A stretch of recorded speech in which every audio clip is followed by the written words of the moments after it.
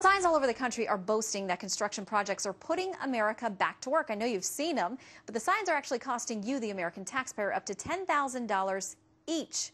Illinois Congressman Aaron Schock wants to cut spending on the signs, and he is not alone. The idea is this week's You Cut winner. Congressman Schock joins us now to talk about it. Congressman, great to see you today. First of all, can you explain for us what You Cut is so people know about that? Sure, Shannon. It's really the House Republicans' response to the American people who have said, we need to cut. We need to cut back, just like the American people are living within their means. They're upset with runaway spending in Washington, D.C., the record deficits that this Congress and President are running up. And so the Democrats, of course, constantly say, well, where would you cut? What specifically should we eliminate?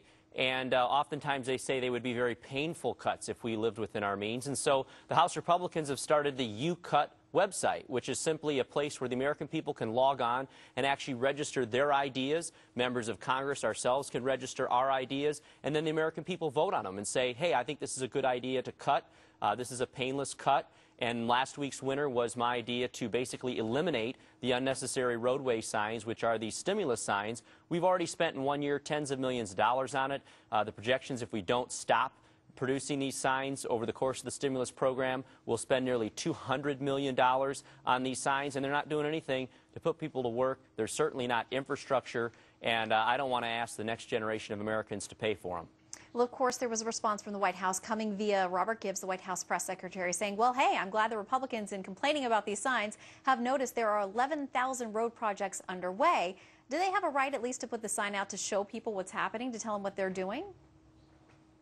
Well, I think that's a little comical. The idea that we, as fiduciary responsibility for tax dollars, elected officials, have to tell people where we're spending their money. The idea that my constituents or taxpayers around the country would drive by a road project or a public works project and think that anybody other than them and their tax dollars is paying for it is an insult to their intelligence. Furthermore, what if every unit of government did that? What if your city council put up a sign every time they paved a sidewalk, or your state government put up a sign every time they spent money? It's an unnecessary overhead expense at a time when we don't have the money.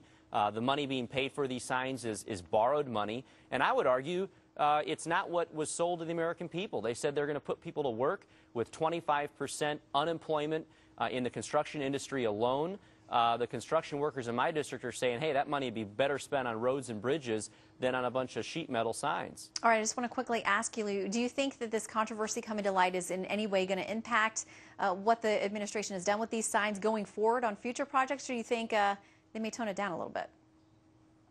Well, I know one thing. The House Republicans have offered over $100 billion in cuts in the last couple of months since we started this You Cut website.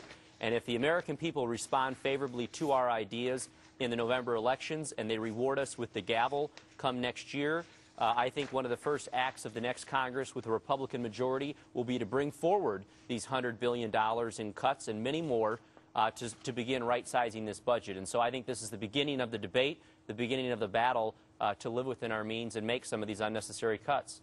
All right, Congressman Schock, great to see you today. Thanks for giving us part of your Sunday. Good to be with you, Shannon. Thanks. Well, the Blago trial picks back up tomorrow. Wait till you hear how much the former Illinois governor spends on his clothes. What I really want to know about, though, is the hair. Well, also up next, why the